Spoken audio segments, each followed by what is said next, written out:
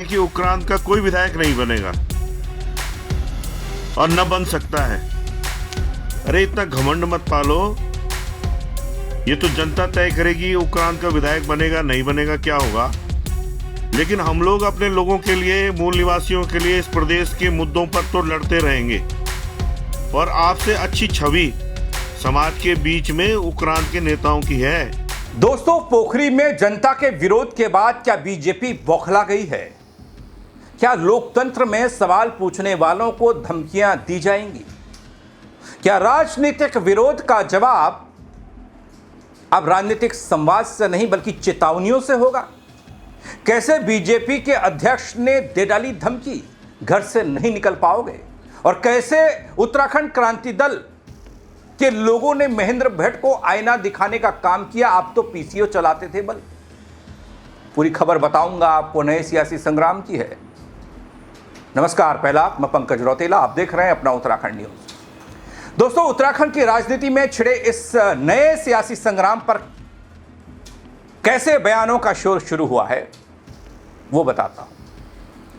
दोस्तों, पहले आपको समस्या का समाधान चाहिए तो चुनाव लड़िए और जीतिए, और फिर उसका समाधान कर लीजिए। सबसे पहले यह बयान आया महेंद्र भट्ट का। वो तब आया जब जनता ने कुछ सवाल पूछे, जब वो एक कार्यक्रम में शामिल होने के लिए पोखरी पहुंचे थे। थोड़ा सुनिए।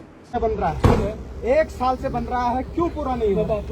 आपको बात करनी पड़ेगी, आगे करिए। पहले तो हमने पिछली बार भी था। सुनिए, आगे ठीक है, मैंने तुम्हारी बात सुन ली है। मैं आज ही जो एक्शन उससे बात करता हूँ, ठीक है? तुरंत कार्रवाई हो इन लोगों पे। नहीं सर, हमको सर, और भी सर एक चीज है ना सर, आप बात करोगे हम मानते हैं। कैसे बात करोगे? हमको हम कैसे विश्वास कर रहे हैं? हम कैसे विश्वास कर रहे हैं? आप बात करोगे, हम कैसे विश्वास करें?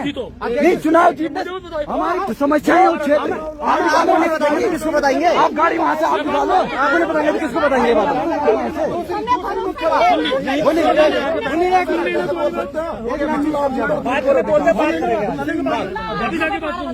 दोस्तों, ये वो तस्वीर है, इस पर नया सियासी बखेड़ा खड़ा हो गया। पोखरी में हुए घटनाक्रम के बाद बीजेपी प्रदेश अध्यक्ष महेंद्र भट्ट के बयान ने सियासी पारे को बढ़ाया। उत्क्रांत के नेताओं को लेकर दिए गए उनके बयान पर अब नया विवाद फिर से खड़ा हो रहा है। महेंद्र भट्ट ने कहा कि अगर उन्होंने बीजेपी कार्यकर्ताओं को घेराव का आदेश दिया तो उत्क्रांत के नेता घर से बाहर नहीं निकल पाएंगे। दोस्तों, अब सवाल उठ रहा है, क्या ये एक जिम्मेदार राजनीतिक बयान है या फिर विरोध की आवाज को दबाने की कोशिश है? उत्क्रांत ने इस बयान को अभद्र और अलोकतांत्रिक करार दिया है, विरोध जताया है। मैं आपको उत्तराखंड क्रांति दल के नेताओं की प्रतिक्रिया दिखाऊं और महेंद्र भट्ट का यह नया और ताजा बयान दिखाऊं, उससे पहले देखिए कि कैसे लोगों के बीच घिरे बीजेपी के प्रदेश अध्यक्ष महेंद्र भट्ट समस्याओं के समाधान के लिए चुनाव लड़ जीतने की चुनौती दे रहे हैं। हमको भरोसा दिलाओ ना, हमको कैसे भरोसा दिलाओगे आप? चुनाव में बात करो ना, हमारे सामने बात करो।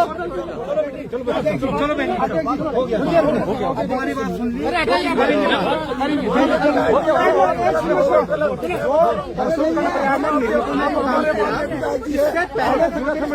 हमारे मूल निवासी अपने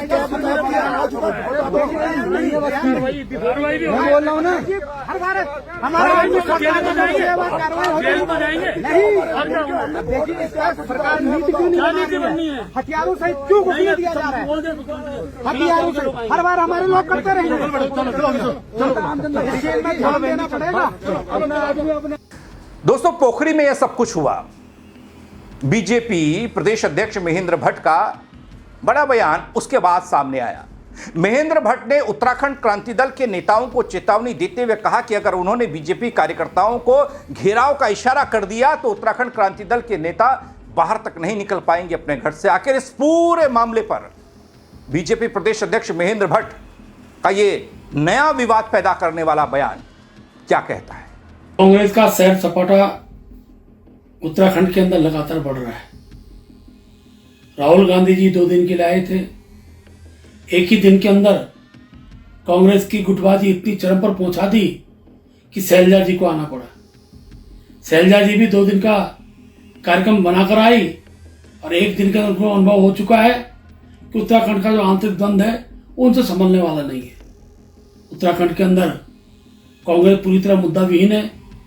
केवल सत्ता के संघर्ष के लिए राजनीतिक द्वंद्व के आधार पर आपसी द्वंद्व उनके अंदर उनके पूरे दल के अंदर बना हुआ है। मैं कह सकता हूं कि जो पार्टी अभी तक अपने संगठन का आंतरिक द्वंद्व को नहीं संभाल पाई, वो पार्टी प्रदेश को क्या संभाल पाएगी। कांग्रेस बुरी तरह हारेगी और 2027 के अंदर भारतीय जनता पार्टी प्रचंड बहुमत के साथ उत्तराखंड में सरकार बनाएगी, ये मैं विश्वासपूर्वक कह सकता हूं। दोस्तों, जब महेंद्र भट्ट ने यूकेडी को लेकर बयान दिया और अभद्र भाषा का इस्तेमाल किया, घर से नहीं निकल पाने की धमकी दी, जवाब भी आना लाजमी था। चुनाव भी आगे है। उत्तराखंड क्रांति दल वाले कहते हैं कि भले ही हम एक सीट नहीं निकाल पाएंगे, लेकिन हम आपसे सवाल पूछने का सिलसिला खत्म नहीं करेंगे। सुनिए जरा। कि उक्रांत का कोई विधायक नहीं बनेगा और न बन सकता है। अरे इतना घमंड मत पालो। ये तो जनता तय करेगी उक्रांत का विधायक बनेगा नहीं बनेगा क्या होगा। लेकिन हम लोग अपने लोगों के लिए, मूल निवासियों के लिए, इस प्रदेश के मुद्दों पर तो लड़ते रहेंगे। और आपसे अच्छी छवि समाज के बीच में उक्रांत के नेताओं की है कि चाहे वो सत्ता में नहीं आ पा रहे हों, चाहे धन बल के प्रभाव में सरकारी मशीनरी का दुरुपयोग करके आप लोग हमारे प्रत्याशियों को हरवा रहे हो, लेकिन जनता सब देख रही है। और एक न एक दिन जनता का जो सब्र का बांध है वो टूटेगा और यूकेडी के विधायक भी जीत के विधानसभा में पहुंचेंगे। और भगवान बद्री विशाल का आशीर्वाद रहा तो 2027 में ही आप उक्रांत के विधायक बनते हुए देखोगे। और दूसरा, मैं आपको ये कहना चाहता हूं कि आप जो है कार्यकर्ताओं को आपस में भिड़वाने की बात कर रहे हैं। आप कह रहे हैं कि भाजपा के कार्यकर्ताओं को आप जो है यूकेडी के कार्यकर्ताओं से भिड़वा देंगे। अरे क्यों भिड़वाओगे भाई आप? अरे आपका विरोध तो भाजपा के कार्यकर्ता भी करते हैं। आप क्या बात कर रहे हैं? आपने अपने क्षेत्र के लिए कोई काम ही नहीं किया, तभी तो मोदी जी का आशीर्वाद होने के बावजूद आप चुनाव हार गए। और फिर भी आप गलतफहमी के शिकार हैं। कभी आप जो है उक्रांत के नेताओं को गाली देते हैं, कभी आप राज्य विरोधी कहते हैं, कभी आप बोलते हैं कि वामपंथी हैं, कभी आप हमें अलग अलग तरीके से आप अपमानित करते हैं। तो भट्ट जी, हम भी आपका इतिहास निकाल के लाएं तो आप तो पीसीओ चलाते थे ऋषिकेश में।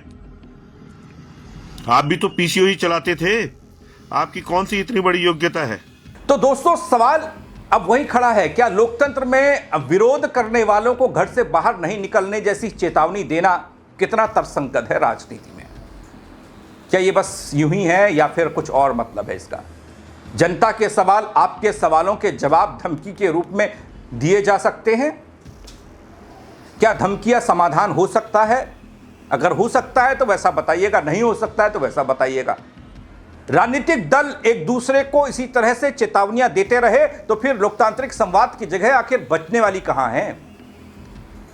अगर आपने महेंद्र भट्ट साहब से सवाल पूछ लिया कि साहब मेरी ये एक समस्या थी, वो आपसे कहेंगे चुनाव लड़ो, जीतो और फिर समाधान करो। एक तरफ बीजेपी प्रदेश अध्यक्ष महेंद्र भट्ट का बयान, दूसरी तरफ उत्तराखंड क्रांति दल उसे बता रही है अभद्र और अलोकतांत्रिक। सियासी बयानबाजी अपने चरम पर जा पहुंची है और अब ये जनता देख रही है। चुनाव सर पर है। नेताओं के पास समस्याओं का समाधान है या सिर्फ आरोप प्रत्यारोप और चुनौतियां हैं, चेतावनियां हैं आम जनता के हिस्से? फिलहाल दोस्तों, पोखरी की यह घटना अब सड़क से निकलकर सियासी गलियारे तक पहुंच चुकी है और आने वाले दिनों में इस पर बयानबाजी और तेज होने के आसार हैं। लेकिन इस पूरे घटनाक्रम को जनता भी तो किसी चश्मे से देख रही होगी, आप लोग भी देख रहे होंगे। क्या राजनीतिक विरोध का जवाब इस तरह की भाषा या फिर इस तरह का व्यवहार हो सकता है? अपनी राय इस खबर को लेकर जरूर दीजिएगा दोस्तों, कमेंट के जरिए बताइएगा, शेयर कीजिएगा ताकि और लोग भी देख पाएं, वो भी अपनी राय दे पाएं। फेसबुक पर देख रहे हैं, फॉलो नहीं किया है वो जरूर कर दीजिएगा। यूट्यूब पर देख रहे हैं, सब्सक्राइब नहीं किया है तो वो भी कर दीजिएगा दोस्तों। मेरे साथ जुड़ने के लिए बहुत शुक्रिया आप सभी का।